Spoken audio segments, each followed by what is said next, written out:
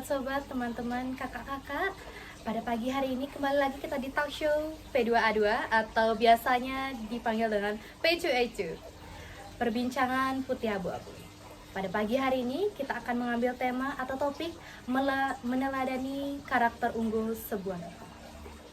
Jadi tak kenal maka tak sayang, perkenalkan nama saya Nilo Bella Septiari sebagai pembawa acara pada pagi hari ini.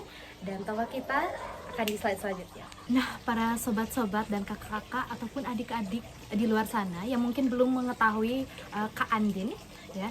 Pada pagi hari ini narasumber kita adalah Nimade Ari Andini. Dia sebagai wirausaha yang pertama mengembangkan sanggar seni di Banyatunan Surakarta Ubud yang diciptakan pada tahun 2021 ya Kak Andin. Ya. Pada tahun 2021 pada saat dia menginjak bangku SMP kelas 3, betul Kak Andin? Iya, kelas 3 SMP, yang dimana sanggar tarinya ini dinamakan Cipta Kembang. Jadi menciptakan dan mengapresiasikan atau menginspirasi banyak orang dari karya-karyanya. Makanya disebut sebagai sanggar tari Cipta Kembang. Nah, yang kedua juga dia berusaha sebagai florist yang dimana dia sudah mendapatkan juara 3 winner di Poltek Jimbaran Florist Academy. Yang ketiga itu adalah usaha Jasuke yang diterbitkan pada tahun 2023 lalu, yaitu yang diberi nama Jasuke. Kak Andin sebagai tokoh inspiratif nih pada wawancara kita pada pagi hari ini, mungkin bisa sedikit diceritakan awal mula Kak Andin itu bermotivasi untuk memulai sebuah usaha. Padahal waktu itu kan Kak Andin baru menginjak umur 15 tahun ya, kalau tidak salah 15 tahun. Dan itu mungkin pada usia-usia kita 15 tahun mungkin kita tuh tidak memikirkan untuk membentuk sebuah usaha itu. Mungkin bisa diceritakan? Jadi pada awal mulanya saya berusaha untuk menciptakan sanggar tari yang bernama Cipta Kembang pada tahun 2021 itu, saya terinspirasi dari kakak-kakak tingkat saya yang dimana saya pernah diajarkan selama kurang lebih 2 tahun. Habis itu saya diajarkan nari. Dari saya awalnya tidak bisa nari, akhirnya saya pernah pentas di pura-pura ataupun mengajarkan adik-adik saya yang di rumah. Jadi saya terinspirasi dari kakak-kakak tingkat saya. Jadi saya tuh ingin mengajarkan kepada adik-adik yang di luar sana, kan pada sekarang itu kayak semua anak kecil tuh main HP aja di rumah kan. Saya tuh mau mereka tuh aktif untuk mengembangkan budaya Bali kita. Yaitu saya terinspirasi untuk membangun sanggar tari, yaitu pada tahun 2021 saya berikan nama waktu itu Cipta Kembang. Habis itu pada awal mulanya itu sedikit orang yang minat, adik-adik yang minat. Habis itu lama-kelamaan jadinya lumayan peminatnya. Jadi saya ajarkan mereka dari awalnya, yang ada yang tidak bisa nari, tidak bisa ngagem, akhirnya mereka bisa pentas-pentas di pura. Belum kita beli applause kepada Kak Andin, sangat menginspirasi sekali. Apalagi zaman sekarang ya, di zaman kita yang mungkin kita kenal sebagai Gen Z, Sandwich Generation, ya, itu sangat sedikit sekali untuk berani, anak muda itu berani untuk mengembangkan budaya-budaya kita, budaya lokal kita, keberagaman kita, ya. Kadang di luar sana itu mereka tuh lebih menonjolkan budaya asing, ya, seperti yang kita tahu sekarang K-pop idols Korea, Japan, Thailand or something. Nah, ingin lebih mendekatkan kepada tokoh inspiratif kita, mungkin Kak Andin bisa bercerita mengenai beberapa kendala ataupun mungkin mendapatkan komentar yang kurang enak dari publik ataupun apa, dan bagaimana sih cara Kak Andin itu untuk mengantisipasinya itu, dan pendirian Kak Andin itu gimana sih? Jadi awal mulanya pada sanggar tari saya itu baru terbit, banyak komentar negatif yang beredar di luar sana, seperti kayak kenapa sih ada sanggar tari merusak waktu anak saya untuk tidur siangnya gitu. Habis itu tapi saya tidak menghiraukan mereka, saya cuma bilang kalau mau ikut sanggar tari boleh, kalau enggak juga boleh gitu. Tapi kebetulan mereka tuh mau ikut karena teman-temannya juga pada ikut gitu. Habis itu saya ajaklah mereka tekun untuk datang. Habis itu kita belajar bersama-sama. Pada akhirnya mereka tuh juga mau.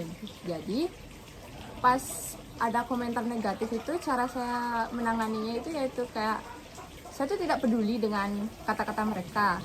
Habis itu kalau ada yang mau anaknya atau kerabat-kerabatnya yang mau ikut tuh saya ajarkan. Tapi saya tidak terlalu kepikiran sama perkataan mereka gitu. Oh, baik. Terima kasih Kak Andin untuk bisa menyampaikan kendalanya Kak Andin. Jadi dari sini kita tuh bisa menyimpulkan guys. Jadi tidak semua apa yang kita kerjakan itu selalu akan kita dapatkan seperti apa yang kita inginkan. Jadi tidak seperti apa yang kita ekspektasikan. Seperti Kak Andin yang memang melampaui beberapa kendala dalam berusaha, tetapi itu bahkan menjadi sebuah motivasi lagi, sebuah ambisi lagi untuk mengejar dan juga untuk mengembangkan usahanya.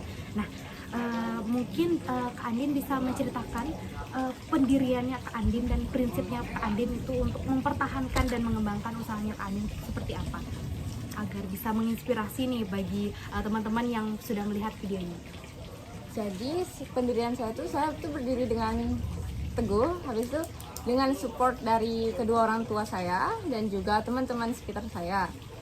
Jadi saya berdiri dengan sendiri, habis itu karena dukungan teman-teman saya juga, karena kan saya tuh tidak terus ada waktu luang itu. Misalnya saya tidak dapat waktu luang, saya hubungi teman saya juga, saya suruh dia bantuin aku nari ya, sekarang aku tidak bisa karena ada kesibukan di sekolah. Habis itu ya gitu, saya suruh lah teman saya. Habis itu tuh kalau saya dapat, misalnya teman saya tuh mau nggak ada kerjaan ya, saya suruh dia sama juga gitu. Kak Andin nih sebagai pelopor gitu, anak muda yang melestarikan budaya agar bisa mengembangkan nih ke adik-adik yang mungkin kakak-kakak atau sobat-sobat gitu yang masih malu untuk melestarikan budaya. Mungkin ada nggak motivasinya Kak Andin biar kita tuh nggak malu gitu sebagai anak muda, masa membudayakan budaya luar, tidak membudayakan budaya lokal seperti itu. Jadi motivasi saya untuk anak-anak di luaran sana yang termasuk juga Gen Z atau sandwich generation ya apa itulah, pokoknya Gen Z kan terkenalnya masa-masa sekarang. Jangan malu untuk berbuat, walau perbuatan kita tuh nggak dipandang baik terus sama orang kan, asal kita percaya diri, tetap dalam pendirian diri sendiri, gitu aja sih. Terima kasih Kak Andin untuk itu. Mungkin beberapa prinsip pendiriannya Kak Andin gitu, tips-tipsnya Kak Andin gitu untuk kita para anak muda sekarang ya, zaman sekarang, mungkin bisa kayak menginspirasi bahwa ternyata melestarikan budaya itu tidak susah yang kalian pikirkan.